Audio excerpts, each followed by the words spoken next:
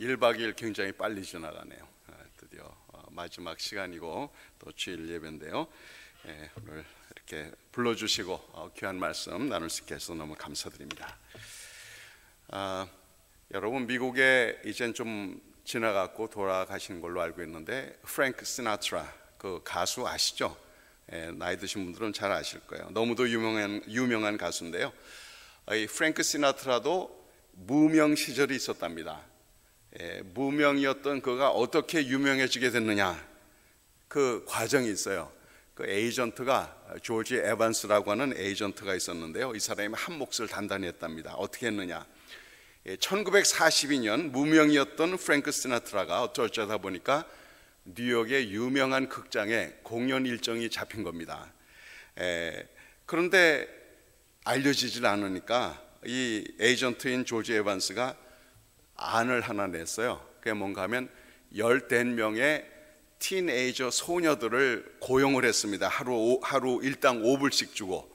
어떤 것을 위해서 고용을 했느냐, 이제 공연이 시작되면 극장 맨 앞줄에 앉아서 막 소리 지르고 열광하다가 그 다음에 몇몇은 너무 흥분해서 기절하도록, 이거를 리허설을 다 했대요, 미리. 그리고 드디어 공연 날이 됐는데 또 사람들이 많이 안 올 수가 있으니까 공짜표도 돌려서 온 극장이 가득 차도록 그렇게 만들었습니다. 자, 드디어 공연이 시작됐고 각본대로 정해진 대로 앞쪽에 앉은 그 소녀들이 막 박수치고 열광을 하다가 몇 명이 이제 기절했어요, 흥분 가운데. 그랬는데 너무도 놀라운 일이 벌어졌습니다. 관중 가운데 있던 한 20여 명의 소녀들이, 아무 상관없던 소녀들이 덩달아서 이제 열광하다가 박수치고 기절해 버린 거예요. 그래서 졸지에 이제 이 프랭크 시나트라가 아주 유명해졌습니다. 뭐 그 다음 공연부터는 온 극장이 가득 차고 열광의 도가니가 된 거죠. 그래서 프랭크 시나트라가 하루 만에 아주 유명한 가수가 돼 버렸다는 겁니다. 이 에이전트인 에반스가, 이 불인이 꼼수가 윤리적으로 문제가 있을 수는 있지만 이것이 무엇을 보여주는가 하면 사람들이 얼마나 군중 심리에 쉽게 요동치는가, 따라가는가 하는 것을 잘 보여주고 있습니다. 사람이 각각 다, 우리는 스스로 그렇다고 자신에게 생각하고 싶어 해요. 나는 그래도 줏대 있게 내 주관대로 살아간다 생각하지만 사실은 이 대세에, 이 풍조에 쉽게 밀려가는 것이 사람들입니다. 또 재미있는 한 그 실험 결과가 있어요. 살라먼 애쉬라는 분이 이제 1950년대 실험한 건데요. 이거 일종의 비전 테스트라고 실험을 한 겁니다. 큰 종이를 실험 대상자들한테 보여주면서 여러분들 보시기에, 대상자들이 보기에 왼쪽에 이런 수직으로 줄을 하나를 그어놨습니다. 이제 이 오른쪽에는 세 줄이 또 그어 있어요. 그래서 이 보기와 이 길이가 같은 것을 골라라 이겁니다. 이게 아주 복잡하거나 아슬아슬한 게 아니라 상당히 웬만히 보면 금방이 보일 그런 테스트였어요. 자, 이래서 개개인 한 사람 한 사람 실험을 해봅니다. 그러면 이 틀리게 답하는 확률이 35분의 1, 한 3% 정도만이 다른 답을 말한다는 거예요. 그러니까 대부분 다 맞힌다는 거죠, 개개인이 하면. 그런데 7, 8명이 한꺼번에 실험을 하면 결과가 달라집니다. 왜냐하면 이 7, 8명의 실험 대상자들이 사실은 짜고 치는 고스톱이에요. 한 명만 진짜 실험 대상자고 나머지는 미리 각본을 짠 겁니다. 그래서 처음에는 이렇게 해서 몇 가지 이제 보여주면서 정답이 정답이라고 얘기를 해요, 다들. 그러다가 얼마가 지나면은 이 짜고 치는 고스톱 사람들은 아닌 것이, 가짜가 진짜라고 이렇게 답을 합니다. 그러면 한 사람 실험 대상자는 어떻게 할 것 같아요? 네, 점점점 다수를 따라갑니다. 그래서 오답이 75%가 그 오답을 답이라고 한다는 게, 다른 사람이 다 그렇다고 그러니까. 우리가 참 그 군중이라는 것은 이 대세에 이렇게 사람들에게 떠밀려 가기를 잘합니다. 그래서 우리 그 이스라엘이 광야 생활을 할 때, 출애굽을 한 이후에 광야 생활을 할 때도 보면 수없이 하나님의 말씀을 반역하고 불평하고 그러지 않아요. 한두 사람이 하기 시작하면 우하고 그냥 그 군중 심리에 따라가 버리는 겁니다. 자, 이렇게 세상 사람들, 요즘처럼 이제 포스트 모더니즘이라고 그러고 여러 가지 비성경적인 기준들이 정상화가 되는 이런 사회 분위기 가운데 우리 예수 믿는 사람들은 어떻게 살아가야 하는가? 까딱 잘못하면요, 보통 하듯이 군중 심리에 대세에 밀려가기가 쉽습니다. 그런데 워낙 우리 예수 믿는 사람들은 좀 별난 사람들 아닙니까? 세상 사람들은 눈에 보이고 손에 만져지는 것이 다라고 생각을 해요. 그러나 우리 예수 믿는 사람들은 눈에 보이지 않는 게 정말 더 진짜다, 눈에 보이지 않는 세계가 정말 중요한 현실이다라고 믿는 이상한 사람들 아니에요. 우리 어차피 이상한 사람들입니다. 그러니까 이상한 사람들은 이상한 사람들대로 진리를 따라 살아가야 한다는 거예요.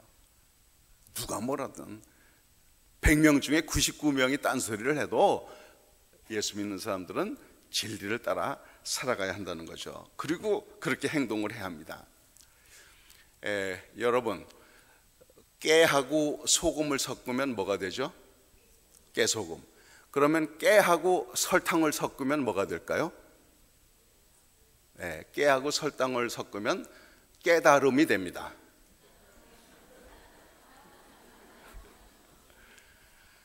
예수 믿는 사람들은 깨달음이 있어야 돼요.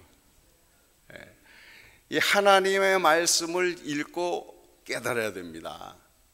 일단 보면 많은 사람들이 하나님의 말씀을 잘 대하지를 않아요. 그러나 정말 진실된 마음으로, 열린 마음으로 하나님의 말씀을 대하고 읽으면 깨달음이 와요. 이건 인간의 IQ랑 상관이 없습니다. 왜? 하나님의 말씀이라는 것이 성령의 감동으로 쓰여지지 않았습니까? 성경의 저자들은 적어도 40여 명이 되고요, 쓰여진 기간은 한 1500년 정도 기간이 됩니다. 이 3927 다 아시죠? 구약은 39권, 신약은 27권, 39, 27, 도합이 66권. 그런데 이 여러 사람이 쓰고 긴 세월 동안 쓴 성경이 일관성이 있고 통일성이 있고 서로 연결되어서 예언이 성취된 것들이 성경에 다 있단 말이에요.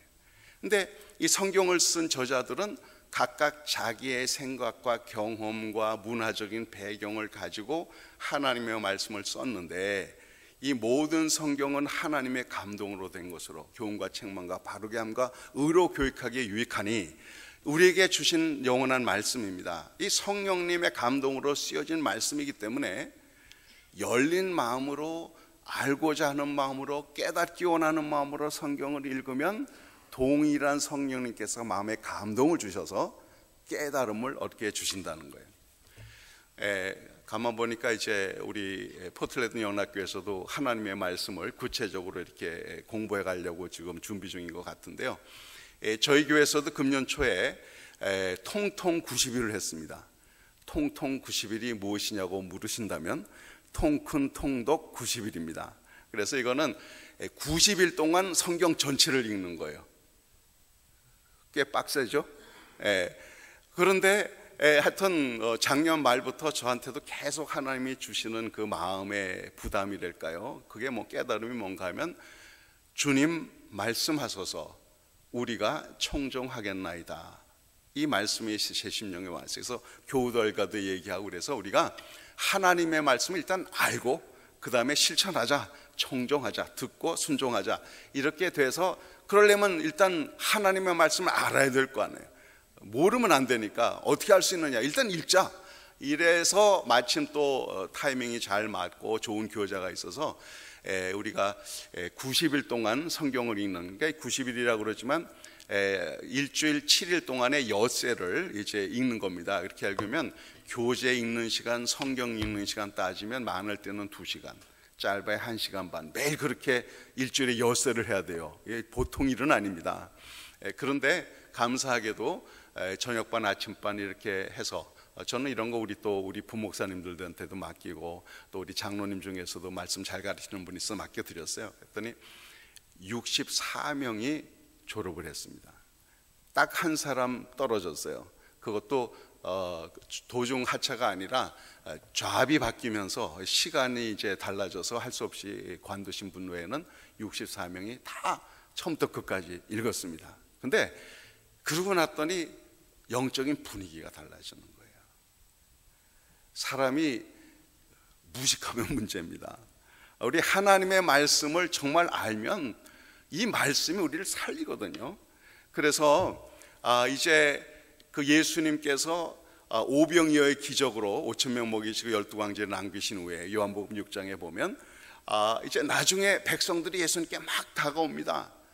주님이 보니까 이 사람들이 말씀을 사모해서 오는 게 아니라 먹고 배부른 까닭에, 야, 예수님 쫓아다니면 일하지 않아도 먹는 일은 문제가 없겠다, 이게 생각돼서 쫓아온단 말이에요. 그래서 우리 주님이 내가 하늘로부터 내려온 생명의 떡이다 말씀하시면서 여러 가지 얼른 알아듣기 어려운 말씀을 하신단 말이에요. 그랬더니 백성들이 야, 이 말은 알아듣기 어렵다 하고 떠나가기를 시작합니다. 그때 주님이 제자들에게 말해요. 너희도 나를 떠나려느냐? 그랬을 때 베드로가 뭐라고 말했습니까? 주여, 영생의 말씀이 계시오매 우리가 네게로 가오리까? 그렇습니다. 살리는 것은 영이니 육은 무익하니라. 하나님의 말씀이 우리를 살립니다. 이 하나님의 말씀을 깨달아야 돼요.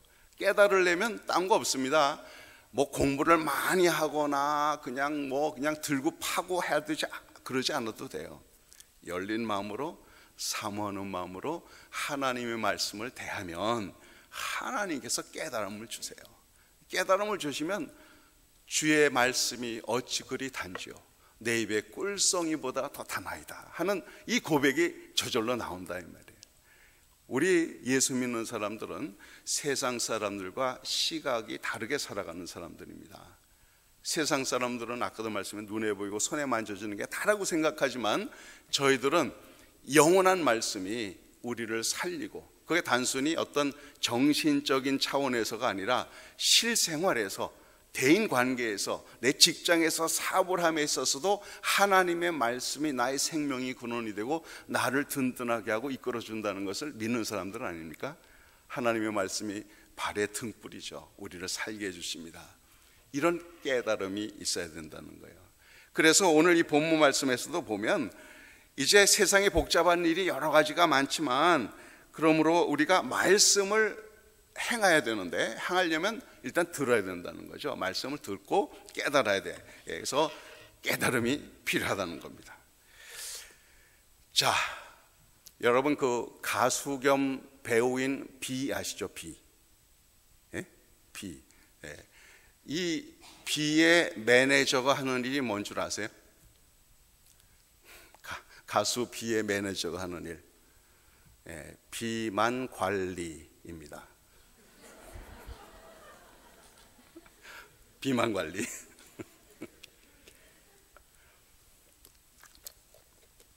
저도 좀 비만 관리가 좀 필요한 사람이긴 한데, 우리 그 운동해야 되잖아요.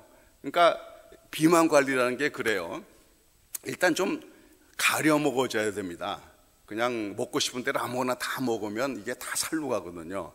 그러니까 건강에 좋지 않은 것은 안 먹고, 건강에 좋은 것은 좀 가려 먹고, 가려 먹어도 적당히 먹고, 이래야 비만 관리가 되는데, 이 먹는 것만 조심한다고 비만 관리가 되는 게 아니에요. 엑서사이즈가 필요합니다. 그렇죠? 정말 건강하려면 운동을 열심히 해줘야 돼요. 자, 우리가 이 세상에 수많은 논리들이 있고 수많은 철학이 있고 주장들이 있습니다. 이거 다 들으면 안 돼요. 머리가 복잡해집니다. 들을 거 안 들을 걸 가려서 들으셔야 돼요. 그러려면, 그래서 영양가 있는 것을 받아들이고, 그러니까 아까도 말씀했죠. 하나님의 말씀 깨닫고 이 살리는 말씀을 잘 먹고요.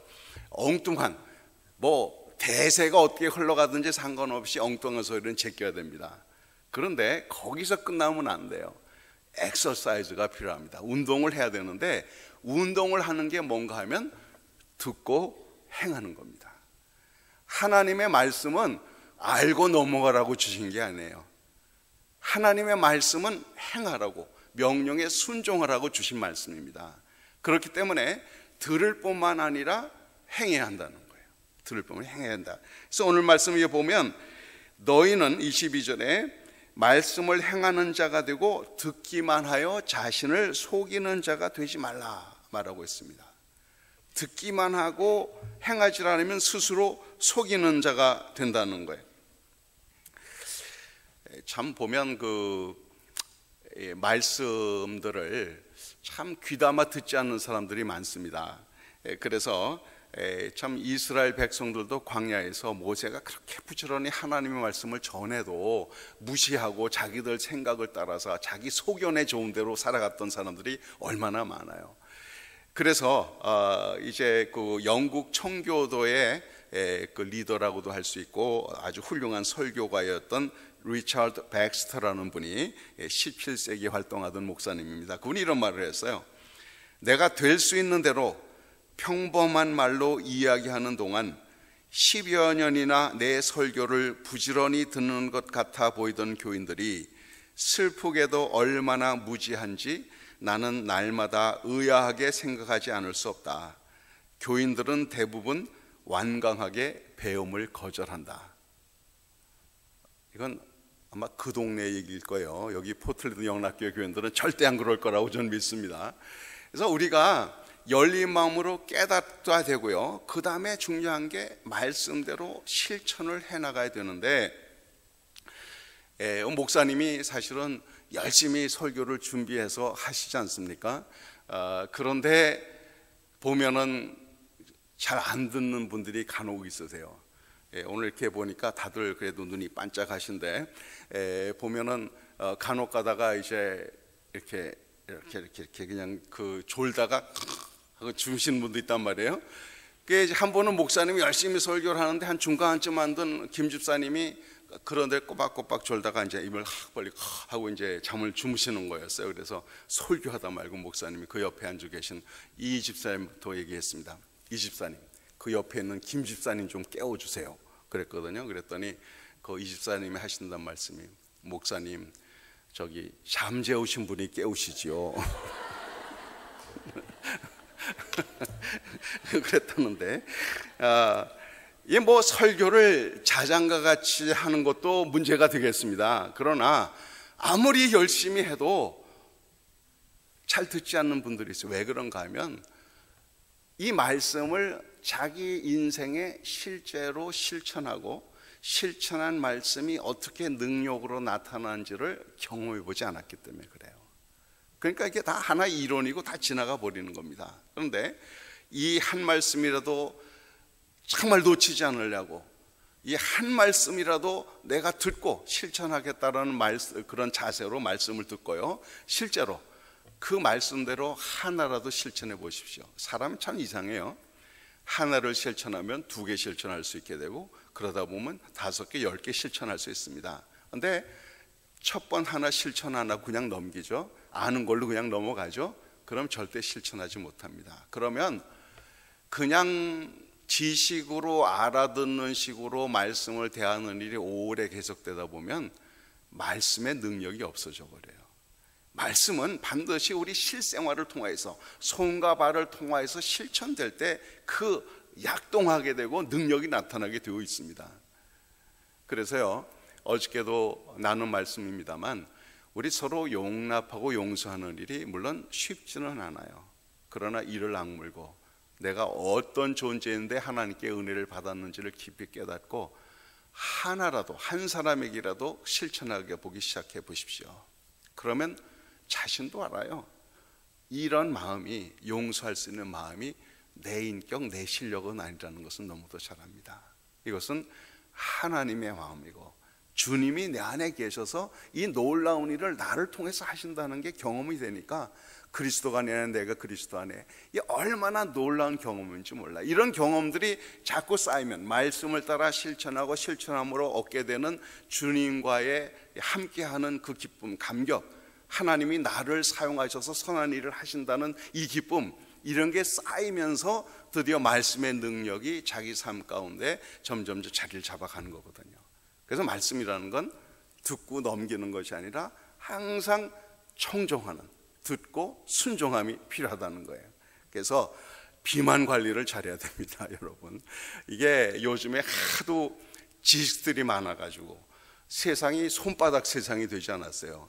손바닥에 들여다보면 세상이 다 거기 있습니다. 얼마나 정보가 많습니까? 이 스마트폰에 그냥 카톡에 뭔톡에 하여튼 뭐 세상 곳곳에서 다 나랑 얘기하자고 달겨들어요. 이럴 때 좀 제한할 건 제한할 필요가 있어요. 제가 몇 년 전에 한국 나가서 뭐 어떤 교회라고 말 안 하겠습니다만 이 청년들이 수천 명 모인다는 교회를 한번 참관하러 갔어요. 갔는데 많이 모이긴 합니다. 그런데 예배 시간에 이거 들여다보면서 별의별 짓 다 하는 거예요. 찬양도 안 하고. 참 그래서 이건 아닌데 하는 그런 생각이 들었습니다. 그래서 우리가 정말 정보가 많은 세상 아닙니까?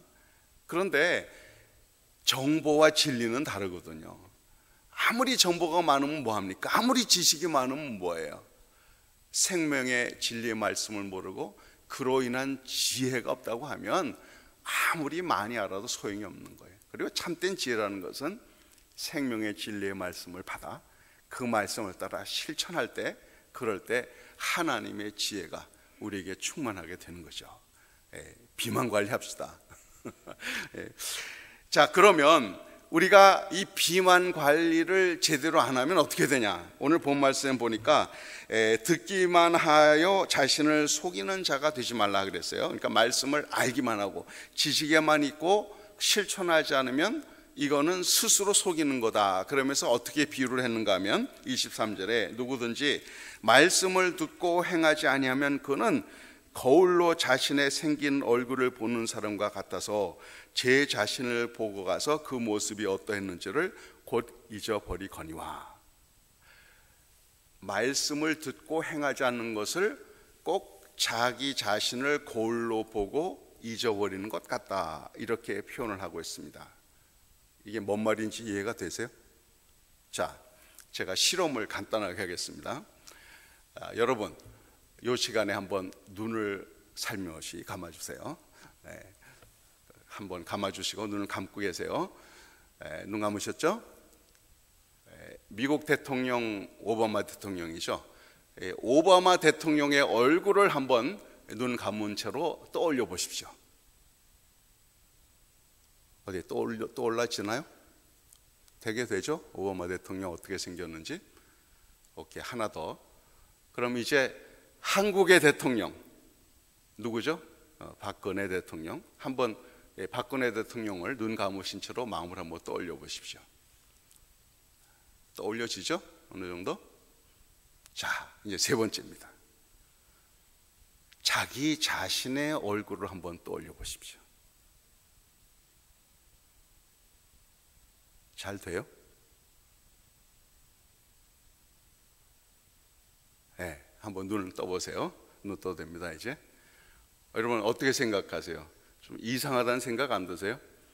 아마 오바마 대통령 그저 TV에서나 한번 보고 박근혜 대통령도 마찬가지인데 뉴스에나 나오는 거 봤을까? 그런데 그 양반들은 비교적 쉽게 떠올려집니다.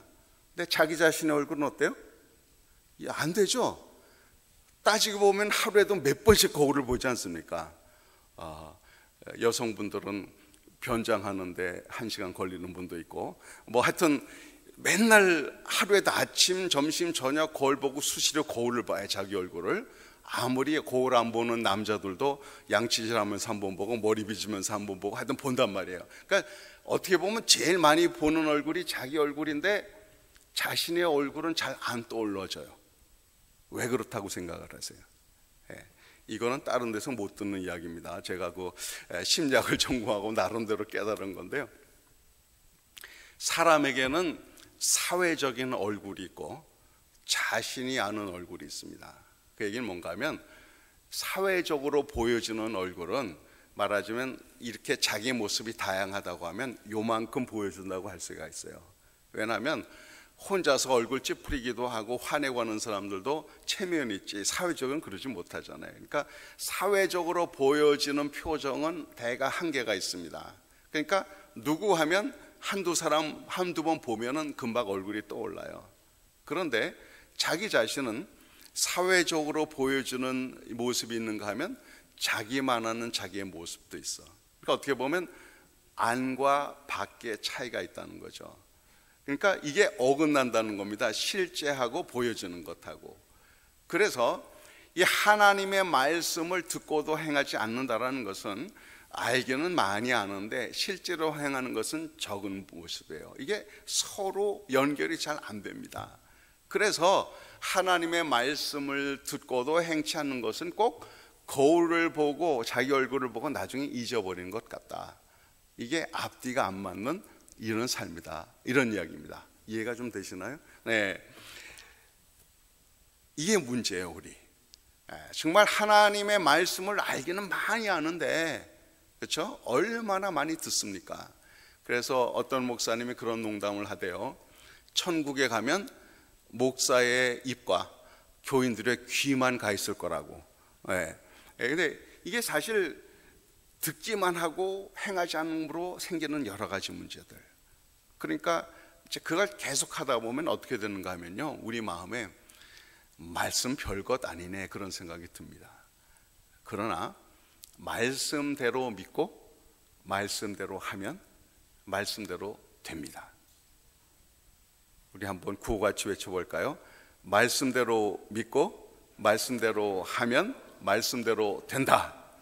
저희 교회에서는 매주일 제가 설교하기 전에 이 구호를 한번 외치고 합니다. 다 같이 오른손을 꽉 쥐고.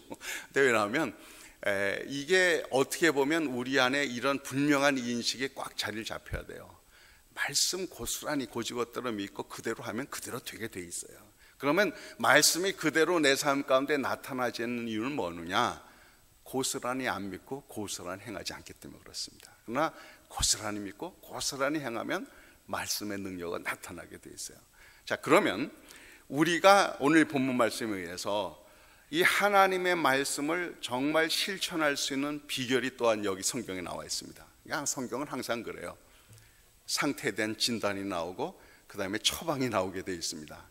여기 우리의 진단은 말씀대로 안 살면, 말씀대로 실천을 하지 않으면 꼭 거울을 보고 자기 얼굴을 잊어버리는 것 같이 앞뒤가 안 맞는 그런 엉성한 삶이 되어버린다. 그러면 어떻게 하면 말씀을 실천할 수 있느냐? 딱 또 답이 나옵니다.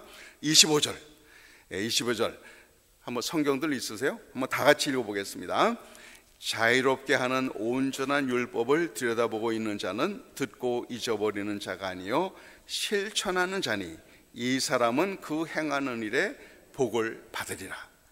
여러분 복 받고 싶으세요? 복된 삶을 살고 싶으세요? 비가 딱 나와 있잖아요. 그 말씀을 실천해야 행하는 일에 복을 받는데 비결이 뭐냐? 그 앞에 보면 자유롭게 하는 온전한 율법을 들여다보고 있는 자는 하고 있습니다. 여기서 말하는 자유롭게 하는 온전한 율법은 과연 무엇일까요? 뭐라고 생각하세요? 자, 구약의 율법이 없어졌어요? 안 없어졌어요? 폐해졌습니까? 안 폐해졌습니까? 구약의 율법은 세례 요한 때까지입니다. 이제 예수님이 오심으로 새 법이 생겼어요. 그래서 이제는 옛날엔 돌판에 새겨진 율법이 이제는 우리 마음판에 새겨진, 성령으로 인하여 마음판에 새겨진 새 법이 왔습니다. 그런데 여기서 자유롭게 하는 온전한 율법은 무엇을 가리키는 걸까요? 우리 예수님이 유대인 종교 지도자 바리새인들과 서로 이제 토론을 하다가 주님이 하신 말씀이 있습니다. 요한복음 8장 32절에 진리를 알지니 진리가 너희를 자유케 하리라. 그 진리는 누구예요? 예수님입니다. 우리 진리가 어떤 센텐스가 아니에요. 문장이 아니고 우리의 진리는 예수 그리스도세요. 왜냐? 주님이 뭐라 그랬어요? 내가 곧 길이요 진리요 생명이니 나로 말미암아 증거는 아버지께로 올 자가 없느니라. 여기서 한 가지, 예수님이 몇 퍼센트 하나님, 몇 퍼센트 사람입니까? 네, 50% 사람, 50% 하나님 아니에요. 100% 하나님, 100% 사람입니다. 1 더하기 1은 1 더하기 1은 중노동이에요. 2 더하기 2는 덧니. 3 더하기 3은 6. 예. 1 더하기 1은 2가 산수적으로는 맞죠. 그런데 1 더하기 1이 1이다. 또 1 더하기 1 더하기 1이 3이 아니고 1이다. 삼위일체. 참 신비한 사실입니다. 근데 우리 예수님이 100% 사람, 100% 하나님이시잖아요. 그 예수님이 내가 곧 길이요 진리요 생명이다 라고 말씀하실 때, 길이라고 하신 그 의미가 바로 그분이 100% 사람, 100% 하나님일 수밖에 없는 것을 말해줘요. 자, 길이라는 것은 A라는 지점과 B라는 지점을 연결시켜 주는 게 길이죠. 길이 예를 들면 A부터 시작을 했는데 B로 가기 전에 5m 앞에 끝났다. 그럼 길이 될 수가 없는 거예요. 그거는. 그렇죠? A 지점, B 지점을 같이 공유를 해야 길이 될 수가 있습니다. 그것이 바로 예수님이 왜 100% 하나님이며 100% 사람이 되어야 하는가를 말해주고 있어요. 하나님과 우리 사람을 연결해주는 길이 되려니까, 유일한 길이 되려니까 예수님은 100% 하나님, 하나님이시고 100% 사람, 길이 되는 겁니다. 그런데 그 예수님이 내가 곧 길이요 진리라고 말씀하셨어요. 진리는 일반 상식도 아니고 어디 종교에나 있는 게 아니고, 물론 여러 종교에도 나름대로 작은 진리들은 있을 수 있습니다. 그러나 the truth, 정말 그 진리는 다른 것이 아니라, 어떤 교리가 아니라 예수님 자신이 바로 진리이신 거죠. 그래서 진리를 알지니 진리가 너희를 자유케 하리라. 그래서 예수님이야말로 자유하게 하는 온전한 율법입니다. 이 말은 뭔가 하면, 사람이 계속 들여다보고 있으면 닮아가게 돼 있어요.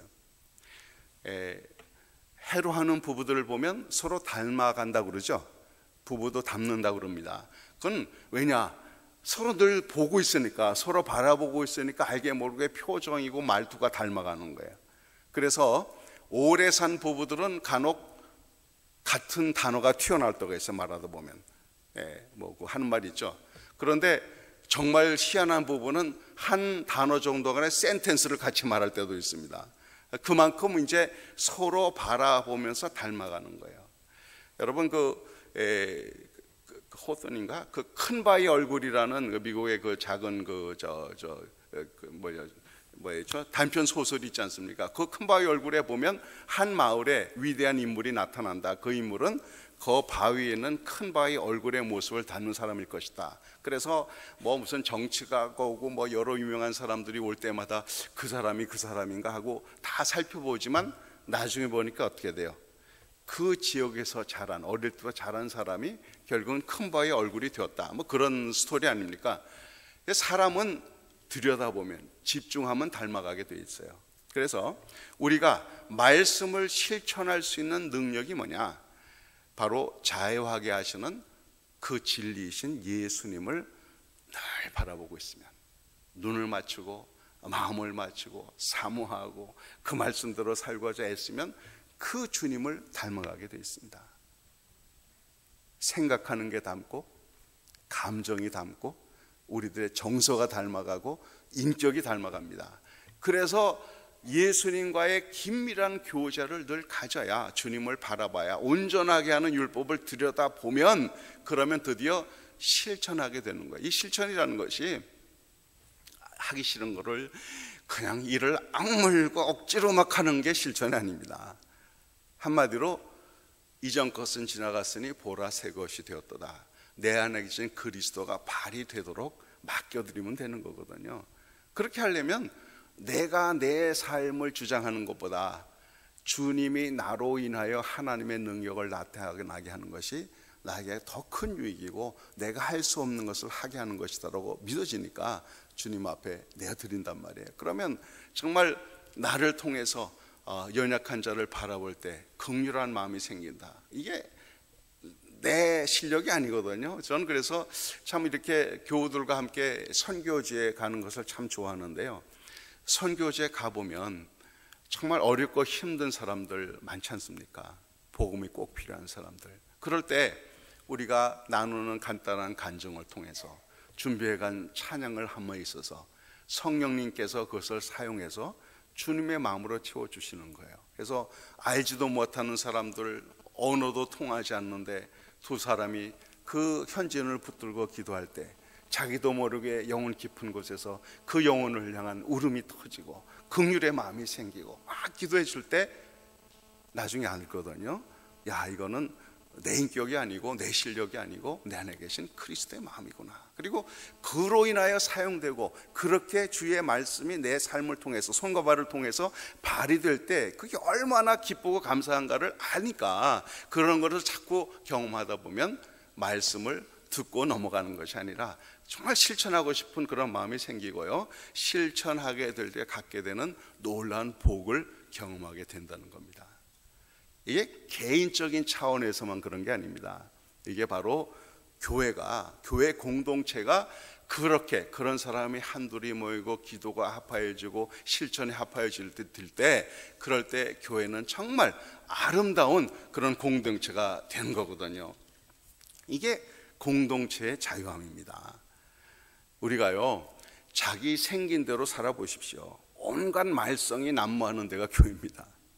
그래서 우리가 주님 계속 바라보면서 주님의 그 성품과 능력이 나를 통해서 나타나도록 맡기는 일에 바쁘면 딴 생각할 겨를이 없어요.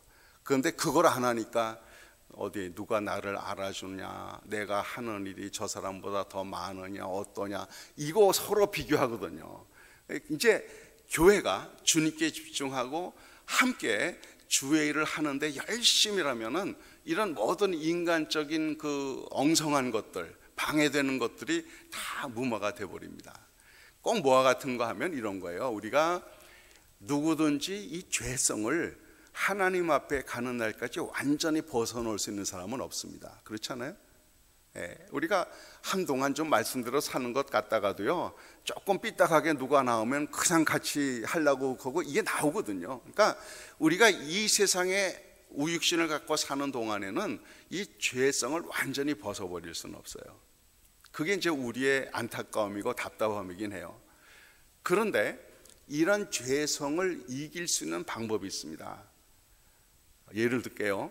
여러분 그 비행기를 타고 여행을 해보시는 줄 아는데 비행기 생각해 보면 신기하지 않습니까? 그냥 이런 쇠로, 물론 알루미늄이긴 하지만 만든 이 무거운 놈이 공중을 나른다. 그거 굉장히 신기해요.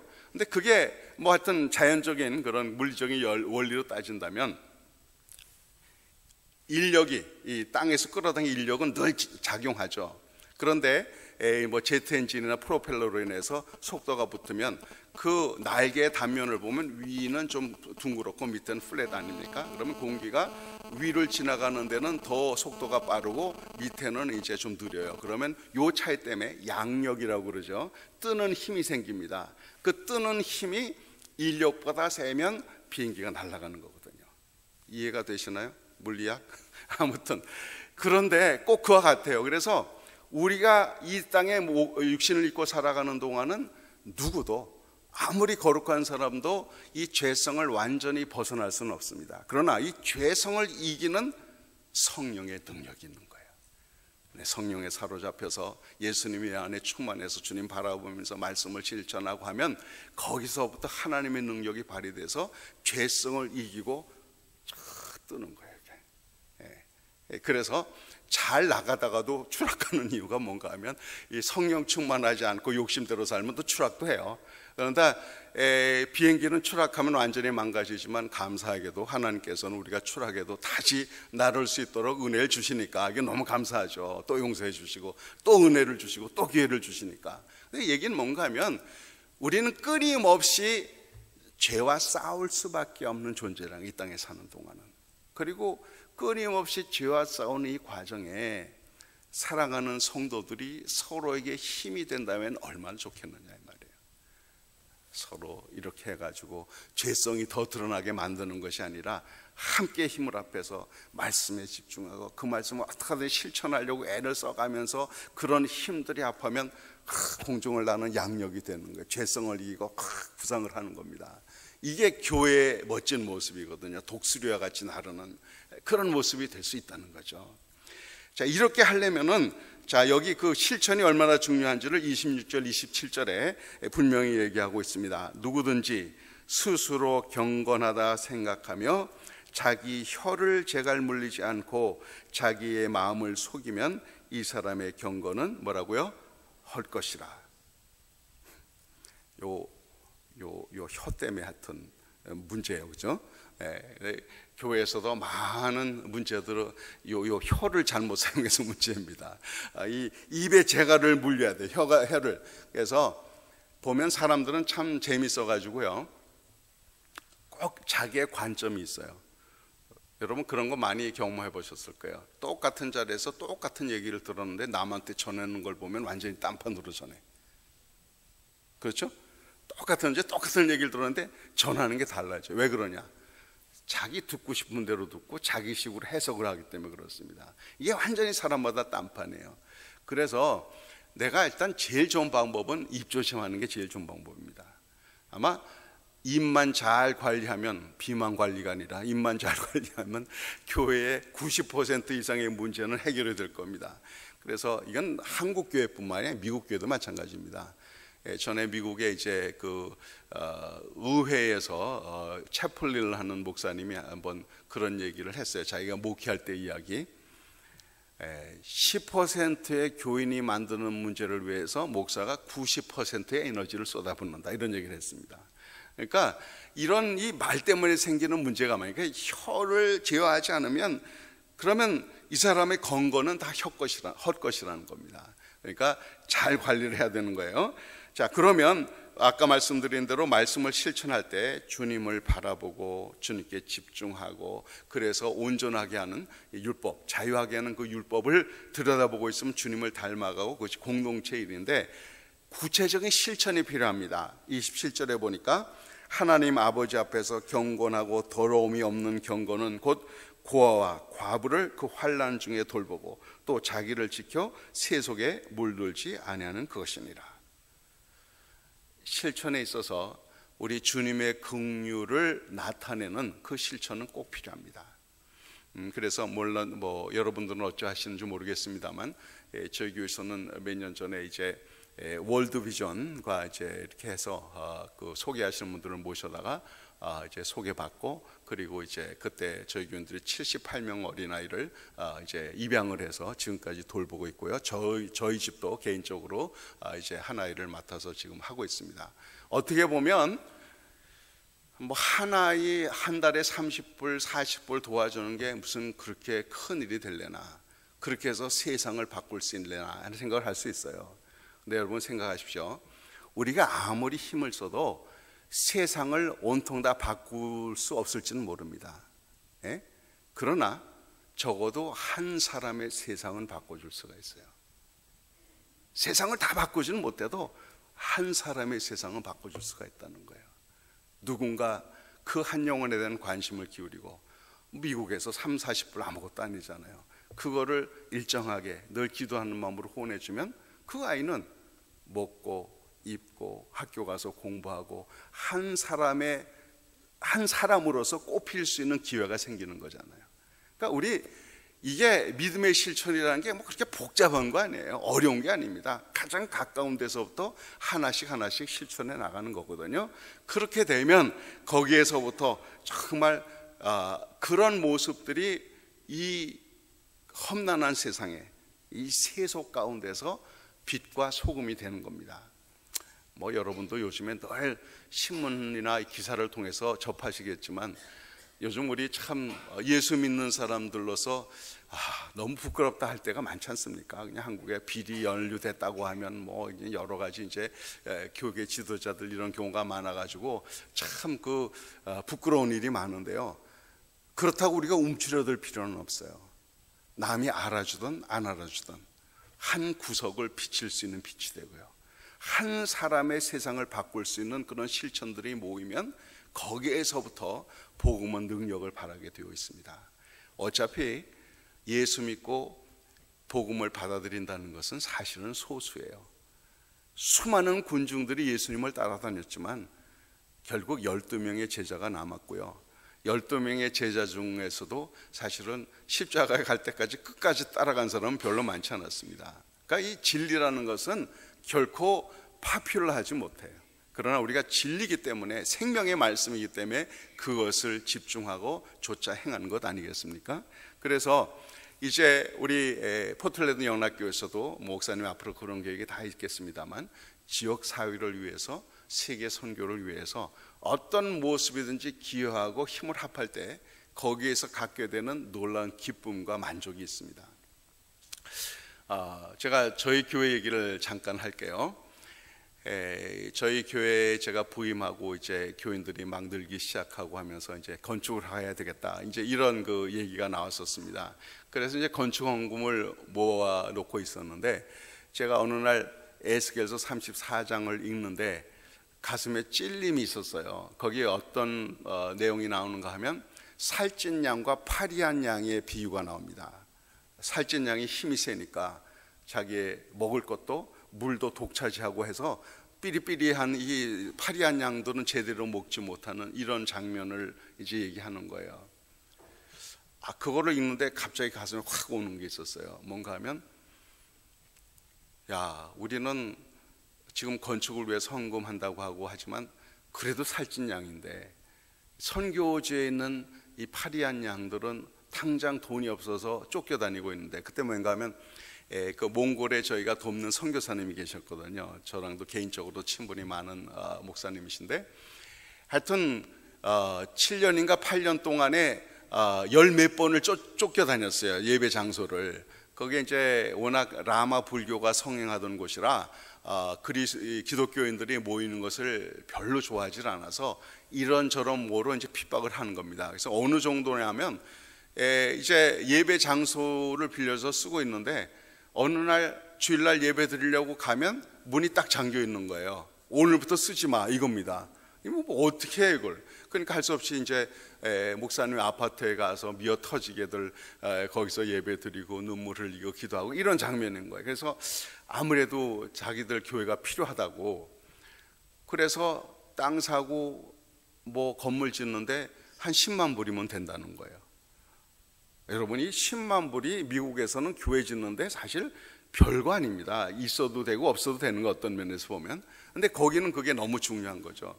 그래서 이제 달리 돕는 분들도 있을 테니까 그럼 우리가 한번 절반을 감당해 보자. 그래서 저희가 모은 건축 헌금의 절반, 그러니까 모은 것 중에 일부죠, 5만 불을 보내드리자고 우리 당회에서 만장일치로 결정을 하고, 그 다음에 우리 교인들이 건축을 위해서 모금한 돈이니까 공동회에 내놨습니다. 그랬더니 대부분의 교우들은 다 찬성을 해줬는데, 몇 분들은 아니 우리 교회 짓자고 모은 건축을 왜 딴 데다 줍니까, 이런 사람도 있긴 있었어요, 몇 분이. 그러나 이제 뭐 90몇 %로 찬성을 해주니까 보내드렸습니다. 그래서 사실은 나중에 조금 더 돈이 들었는데요, 이거 저희 교회에서 5만 불, 그리고 장로님 한 분이 1만 불에서 6만 불 보내드리고, 그것이 그 현지 몽골의 교회를 짓는데 크게 도움이 됐어요. 근데 그런데 아주 놀라운 일이 벌어졌습니다. 제가 지금 교육관으로 쓰고 있는 그 건물, 상업 건물이었는데요, 거기에 아래층 3분의 1 정도를 저희가 교육관으로 빌려 쓰고 있었어요. 그래서 다른 데 알아보다가 바로 옆에 건물이니까 저 건물을 사서 레노베이트 하는 게 좀 낫겠다 싶어서 그 전에 한번 물어본 적이 있었습니다. 그랬더니 그때 그 건물 주인이요, 230만 불 이하는 말도 붙이지 마라, 이렇게 됐습니다. 그래서 230만 불은 줘야 되는가 보다 생각을 하고 있었죠. 이제 그 와중에 저희가 몽골의 교회에 이제 5만 불을 보내드린 것 아닙니까? 그랬는데 그 후에 건물주가, 옆에 있는 상업 건물 건물주가 자기가 직접 연락이 왔어요. 연락이 와가지고 185만 불의 오프를 내라는 겁니다. 우리는 아무것도 안 했는데, 그냥 그 당시 뭐 부동산 값이 떨어졌느냐 그것도 아니거든요. 그런데 난데없이 45만 불이 깎여 있어요. 230만 불 밑에는 이하는 말도 붙이지 말라던 사람이 185만 불에 오퍼를 내라고 아예 자기가 연락이 온 거예요. 그래서 웬일인가 했지만 하여튼 오퍼를 넣었습니다. 그리고 이제 다 에스크로가 끝나게 되면서 건물을 사게 되면 워크스루드라는 걸 하잖아요. 마지막으로 한번 다 점검을 하잖아요. 점검을 할 때 보니까 무슨 플러밍, 뭐 전기 이런 게 조금 몇 개를 지적해 줬더니 5만 불을 또 깎아줬어요. 토탈 50만 불 싸게 샀습니다. 야, 11조 해놓고 좀 더 많이 보내드릴 걸 하는 생각이 들었는데 어쨌든 그냥 제 한 예입니다만, 이런 그 하나님께서 우리가 말씀을 따라 실천하려고 애쓸 때 보여주시는 기적적인 일들이 있어요. 이런 거를 한두 번 경험하면 그게 교회 전체의 히스토리가 되는 겁니다. 우리 그 교회 믿음의 하나의 계기가 되고 역사가 되는 거거든요. 그런 일들이 계속 쌓이면서 말씀은 알고 넘어가는 게 아니라 실천해야 능력이 있고 실천할 때 놀라운 기쁨이 있다라는 것을 경험하게 되면서 공동체가 더 이상 세속에 물들지 않고 어떤 인간적인 요소가 난무하지 않는 진정한 자유한 하나님의 사랑이 가득한 그런 공동체가 될 수가 있는 겁니다. 사랑하는 여러분, 우리 포틀랜드 영락교회 참 좋은 목사님 모셨잖아요. 전 그렇게 생각해요. 요즘 보면 하도 이상한 교인들도 있지만 하도 이상한 목사들도 있어요, 솔직히. 이럴 때 순수한 마음으로 열심히 교인들을 섬기면서 하는 목사님 모시기가 쉽지 않은 요즘 세상입니다. 이럴 때 참 좋으신 두 분, 정말 순수하게 여러분 사랑하고 말씀대로 살려고 애쓰는 좋은 목회자를 모신 것은 여러분의 복입니다. 이제 우리 송 목사님 네 분을 함께 우리 포틀랜드 영락교회가 힘을 합해서 정말 깨달음이 있고 그리고 영적인 비환 관리를 하고 늘 예수님 바라보면서 그 말씀이 살아 약동력이 있어서 정말 이 교회를 움직이는, 하나님이 기뻐하시는 그런 교회로 만들어 간다면 얼마나 감사하고 기쁘겠습니까? 저는 이제 뭐 언제 다시 여러분을 보게 될 수 있을지 없을지 모릅니다만 분명히 아는 게 있어요. 천국 가서는 분명히 보게 될 겁니다. 그럴 때 혹시 알아요? 앞뒷집에 살게 될지. 그러면은 그때 유 목사가 와서 이렇게 설교하는 것을 마음속에 새기고 우리 몇 사람이, 우리들이 힘을 합해서 주의 일에 열심히 실천했더니 하나님께서 이렇게 복을 주셨다. 그래서 이런 아름다운 영혼들의 열매를 맺게 되고 참 이렇게 됐다. 그럼 얼마나 좋겠습니까? 그런 것을 내다보면서 저 여러분이 정말 함께 자유하게 하는 온전한 율법 예수 그리스도를 바라보며 주님과 동행하며 주님이 가득한 이 자유가 넘치는 그런 공동체를 이뤄가시기를 바랍니다.